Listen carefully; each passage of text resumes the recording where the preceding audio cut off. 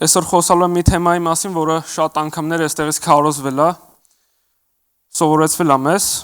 Այսօր խոսելու եմ սահմանների մասին։ Քանի որ սահման բառը ունի մի քանի իմաստներ, նախ ասեմ, որ չեմ խոսելու աշխարհագրական սահմանների մասին, այսինքն չեմ բացատրելու Հայաստան-Վրաստան սահմանը, այլ խոսելու եմ այն սահմանների մասին, որը դրել է Աստված մեր ու աշխարհի միջև, մեր ու մեղքի միջև։ Խոսեմ, թե ինչ է լինում, երբ որ սահմանը հատում ենք ու ինչով առաջնորդվել, որպեսզի սահմանները ճիշտ հասկանալ։ Նախ կպատմեմ մի դեպք, որը տեղի է ունեցել իմ հետ։ Մոտավոր 12-ից 13 տարեկան էի ու գործ առաջացավ մորական պապիկենց տանը։ Գնացինք ու 10-15 հոգի ժողովուրդ ենք հավաքվել, որպեսզի գործ անենք։ Ամեն մեկը իր գործով էր զբաղված ու օրվա ընթացքում հարկ եղավ, որ մեր տնից հոպարենց տուն ինչ-որ բան տեղափոխենք, սինիով կոֆեի ամաններ, ու դրա համար ինձ կանչեցին, ասցին տեղափոխես, ասցի հա, վերցրեցի, հոպարենց տունն էլ մեր տան կողքն է, էլի հարևան են իրար, ու վերցրի ամանները ու գնացի։ Մտնելով իրանց հայաթ, մինչև այդ դրսի սեղանին հասնելը, շուն կա, պետք է շան մոտով անցնես, ու գնացի, այդ անգամ շունը սկսեց անդադար հաչալ, դրանից առաջ այդպես դեպք չէր եղել, ու անցա, գնացի, դրեցի, հետ էի վերադառնում, բայց այդ շունը չէր հանգստանում։ Ես էլ մի քիչ ափերից դուրս եկա, գնացի կանգնեցի մոտը, համոզվեցի, որ հաստատ շունը կապած է, նայեցի, թե ինչ շարավղով է շարժվում, կանգնելով դրանից դուրս սկսեցի ձեռ առնել շանը, ու ցույց էի տալիս էլ իմ ազատությունը իր հանդեպ, միևնույն ժամանակ մտքումս էս միտքն էր, բալա, որ այս շունը կապից հարցակվի, ես ինչ պիտի անեմ։ Մի երկու րոպե տենց ձեռ առնելուց հետո որոշեցի հետ վերադառնամ, մի քանի քայլ արեցի, որոշ ճանապարհ անցա ու ինչ-որ բան ինձ դրթեց, որպեսզի հետ պտտվեմ։ Պտտվելով հենց իմ աչքերի դեմը տեսա, էլի ոնց այդ շան կապը արձակվում է ու շունը սկսում է վազել վրես։ Այդ պահին դե ինչ պիտի անեի, մի անգամից վազեցի պապիկենց հայաթ, որտեղ սաղ գործ էին անում ու սկսեցի գոռալ շունը, մտնելով տուն, շունը չհասցրեց իմ հետևից, իրանք բռնեցին, կապեցին, նորից դուրս եկա։ Ու այս պատմությունը ամեն անգամ ավելի մանրամասն պատմելով մեր համար շատ զվարճալի էր, բայց այս անգամ երբ որ ինձ խոսք հանձնարարվեց, ես գիրք էի կարդում ու հանկարծակի այս պատմությունը եկավ, գիրքը թողեցի մի կողմ ու սկսեցի մտածել այս պատմության վերաբերյալ, ուզում էի հասկանալ, թե ինչի է դեպքը իմ հետ եղավ, ու հասկացա, որ ինչ-որ բան եմ խախտել, ինչ-որ մի սահման եմ խախտել,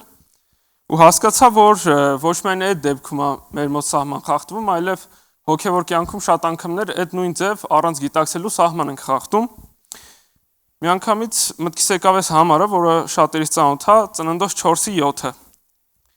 Չէ որ եթե բարին անես, երեսդ կբարձրանա, բայց եթե բարին չանես, մեղքը դռան մոտ պառկած է, եւ նա քեզ է ցանկանում կամ փափագում, բայց դու իշխիր նրա վրա։ Ուզում ես վերջի մասը մի հատ էլ կարդամ, բայց դու իշխիր նրա վրա։ Այս դեպքում մեզ իրավունք է տրվում իշխելու մեղքի վրա, ու շատ հոգևորներից համար դա հաճելի է շատ։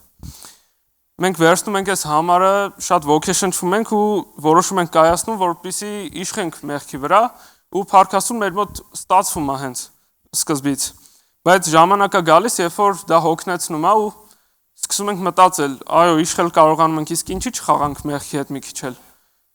Խաղանք, հետո մեկը իշխելու ձևերը գիտենք, կզսպենք, եթե ինչ-որ բան ափերից դուրս գա։ Մի քիչ խաղում ենք ու հասկանում ենք, որ մի քիչ մեր ազատությունը փոխվում է անազատության։ Հետո էլ տեսնում ենք, ոնց է մեղքի անազատությունը փոխվում ազատության, ոնց որ է շան դեպքում։ Ու դա բերում է վատ հետևանքների։ Դրանից հետո գալիս են պատասխաններ։ Շատ ենք մեր շրջապատում տեսնում, թե ինչպես են այդ քիչ-քիչով մարդիկ ընկնում կախվածությունների մեջ, դառնում են խաղամոլ, ասում են լավ դե, մի 1000 դրամը խաղադրույք անեմ, տեսնեմ, եթե իմ օգուտի համար չի լինի, կանգնեցնեմ էլ վերջ, բայց քիչ տեսնում են, որ ոչ մի բան չունեն։ Ու այս սահմանների մասին մտածելուց հասկացա, որ սահմանը հատելուց հետո գալիս է պատասխան, ու պատասխանի երկու ձև կա։ Ինչպես ֆուտբոլում, օրինակ, երբ որ բացի դարպասապայից մնացած խաղացողները գնդակին ձեռքով դիպչելու իրավունք չունեն, բայց եթե դիպչում են, իրանց տալիս են նախազգուշացում ու գնդակը փոխանցվում է հակառակորդ թմին։ Իսկ դարպասապայի դեպքում, երբ որ ինքը որոշակի սահմանների մեջ կարողանում է ձեռքով բռնել գնդակը, եթե ինքը այդ սահմանը ասում է ու ձեռքով է բռնում, միանգամից հեռացնում են խաղից։ Ու այս պատասխանները նման է այդ խաղին, ֆուտբոլին, առաջի դեպքում պատասխանը գալիս է աստիճանաբար։ Քիչ-քիչ պատասխանը փազլի նման հավաքվում է ու դառնում է մի հատ ամբողջություն։ Իսկ դարպասապայի դեպքում երկրորդ պատասխանի ձևը, երբ որ պատասխանը գալիս է միանգամից։ Դա նաև կախված է թե ինչ սահման ենք խախտել։ Շատ կարևոր է, որպեսզի հասկանանք սահմանները, քանի որ սահմանը հատելուց հետո պատասխանը այնքան էլ չի, որ ցանկալի է մեզ համար, մանավանդ մեր օրերում, երբ որ մենք երիտասարդներս շատ կարիք ունենք հասկանալու այդ սահմանը, ամեն բան գնում է զարգացման, մոդաներ են նոր գալիս, ու մեր համար շատ դժվար է հասկանալ, թե ինչ հագնել, ում հետ ինչպես շփվել, ինչ երաժշտություն լսել, որպեսզի սահմանը չանցնենք։ Մեծահասակների մոտ մի քիչ այդ ավելի համակարգված է, քանի որ տարիների փորձառությունը իրենն ասում է, սահմանները արդեն հասկացված են, բայց երիտասարդները դեռ կարիք ունեն սահմանները հստակեցնելու։ Մի մոտեցում էլ կա, երբ որ երիտասարդները ասում են, մենք պիտի շինենք մեր սահմանները, այս խոսքի մեջ եւ կա ճշմարտություն, եւ կա սխալ։ Սխալը նրանումն է կայանում, որ նրանք ասում են սահմաններ չկա, մենք պիտի շինենք։ Բայց ինչ է ասում Սուրբ Գիրքը։ Առակաց 22:28-ում ասում է. մի տեղաշարժիր Վաղեմի սահմանանշանները, որ շինել են քո հայրերը։ Մենք ամեն մեկս էլ դաստիարակված ենք մեր ծնողների կողմից։ Ու մեր ծնողները մեր դաստիարակության ընթացքում շատ սահմաններ կա, որ դրել են, որով մենք առաջնորդվում ենք։ Ու սխալը նրանում ներկայանում, որ միշտ սահման կա, թեկուզ եւ ծնունդից է եկել, բայց կան դրանք, իսկ ճշմարտությունը նրանում է կայանում, որ պիտի հստակեցնենք մեր համար սահմաններ կա, որ պիտի նորից շինվեն, որովհետեւ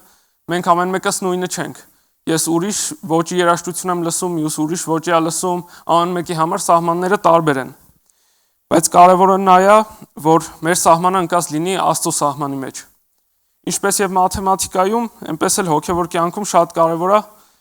մաթեմատիկայում կան միջակայքեր, կան մեծ միջակայքեր, որոնց մեջ ընկնում են մի քանի փոքր միջակայքերը։ Շատ կարևոր է, որ մեր միջակայքը սահմանները ընկած լինեն Տիրոջ սահմանների մեջ։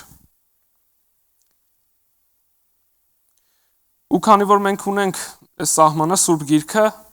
կարծում եմ, որ ամեն մեր քայլում արժի որ առաջնորդվենք այս գրքով, ինքը սահմանների քարտեզ է, այսպես ասված։ Ամեն մեկի տանն էլ շատ կան այս գրքերից տարատեսակ, ու արժի որ առաջնորդվենք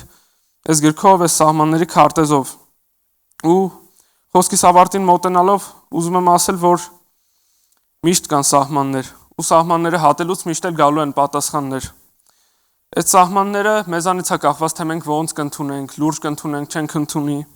Ինչպես Տերն է ասում, որ իր կամքը բարին է, հաճելին է ու կատարյալն է, այնպես մենք լրջությամբ այս սահմանները ընդունենք, իր խոսքը, որովհետև իր սահմաններն դրված են իր կամքի համաձայն։ Ընդունենք, որ իր սահմանները բարին են, հաճելին են ու կատարյալն են մեզ համար։ Փառք Աստծուն, այսքան էր խոսքս, ուզում կանգնենք աղոթքի։